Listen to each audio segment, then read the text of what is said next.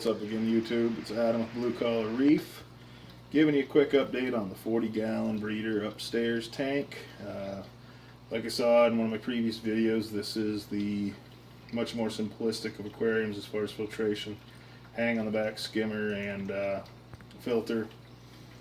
Pretty basic setup, but seems to keep things happy and healthy.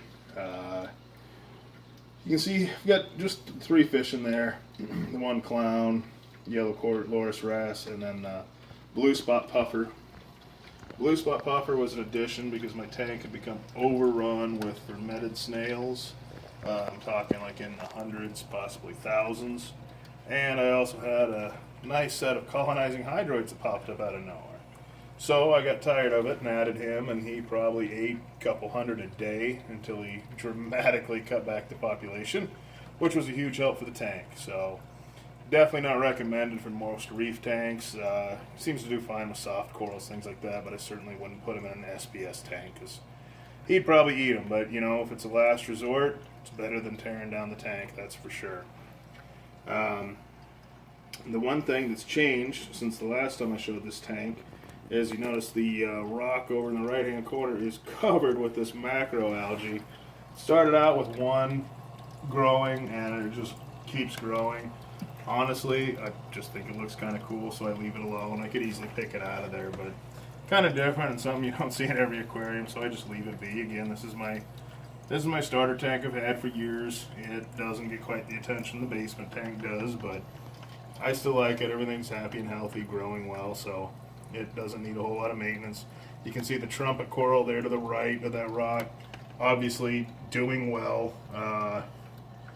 One small $10 frag has turned into 3 softball-sized colonies that I've either fragged out or sold to local fish stores for some stored credit. The zoanthids I put in there, they, for the longest time, did not look good.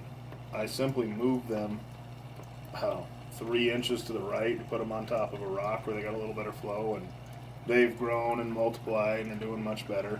As you can see, this tank grows coralline algae like nobody's business.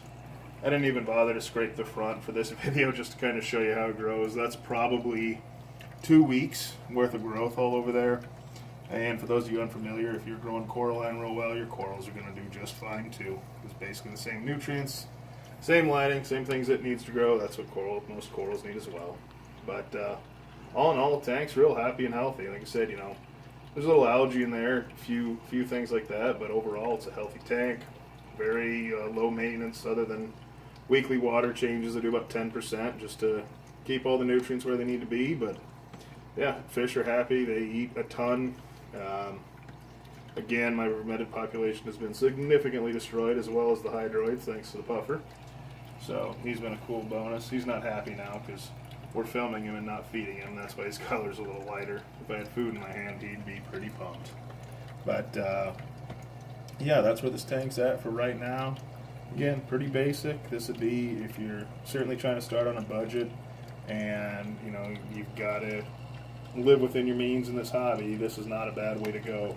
Initially getting it set up is going to take more time. You're going to have a few more headaches, but you know you can still have a successful little tank. So that's where this one's at. Hope you guys enjoyed it. Again, maybe next time I show it, I'll scrape the front so it looks prettier. But, you know, coralline algae didn't hurt anything. So, hope you enjoyed, and we'll catch up with you next time. Thanks.